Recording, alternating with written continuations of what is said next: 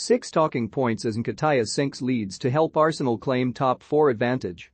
Arsenal significantly boosted their hopes of a top 4 finish by beating a 10-man Leeds United 2-1 at the Emirates. The Gunners took an early lead through Nketiah, who punished Peacock's goalkeeper Illan Mesliar's howler with an instinctive finish after just 5 minutes. It didn't take long for the red-hot Nketiah his second, profiting from the excellent Gabriel Martinelli's good work out wide. Martinelli was involved in the game's next flashpoint as Luke Ayling flew in two-footed on him and received a straight red card after a VAR check for his horrific challenge. Diego Llorente pulled one back midway through an uninspiring second half, but it was too little, too late for the strugglers.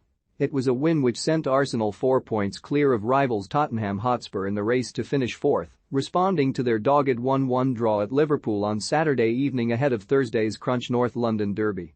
Leeds, however, are now staring Premier League relegation in the face after dropping down into the bottom 3 after Everton's much-needed victory over Leicester City. The match was Mikel Arteta's first after signing a new contract until 2025, and his first ambition is to guide the Gunners back in the Champions League. Jesse Marsch, meanwhile, was hoping to lead the Peacock's survival surge, having suffered a hammering at the hands of Manchester City last week which saw reliable figure Stuart Dallas break his leg. Here are 6 talking points from the Emirates. For a match that had so many permutation at both ends of the table, it was crucial to start off on the right foot.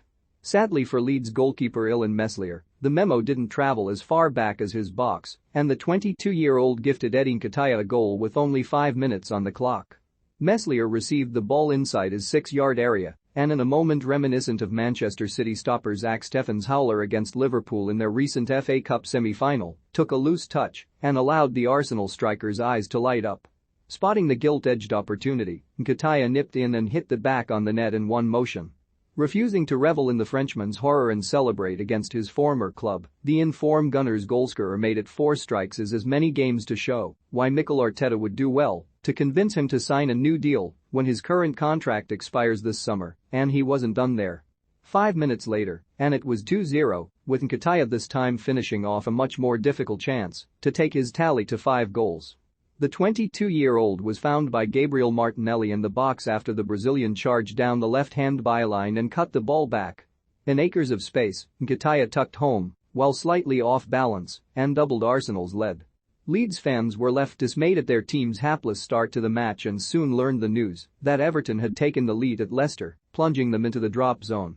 Less than a minute later, though, Jesse Marsch's men were handed a welcome boost as Patson Daka equalised at the King Power to put Everton back in the bottom 3. As if Leeds' own first half couldn't get any worse, captain Luke Ayling decided to put his chances of playing another minute of Premier League football on the line by lunging into Martinelli with an out-of-control, 2-footed tackle in front of the visiting supporters.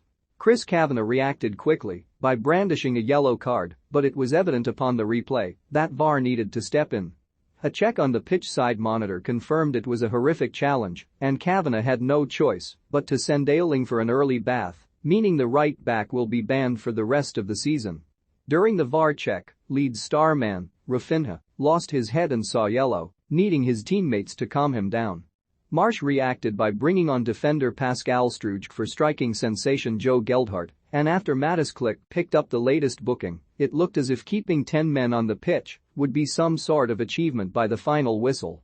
Then came more bad news for the Peacocks. Everton had retaken the lead, and "you're going down" rang around the Emirates.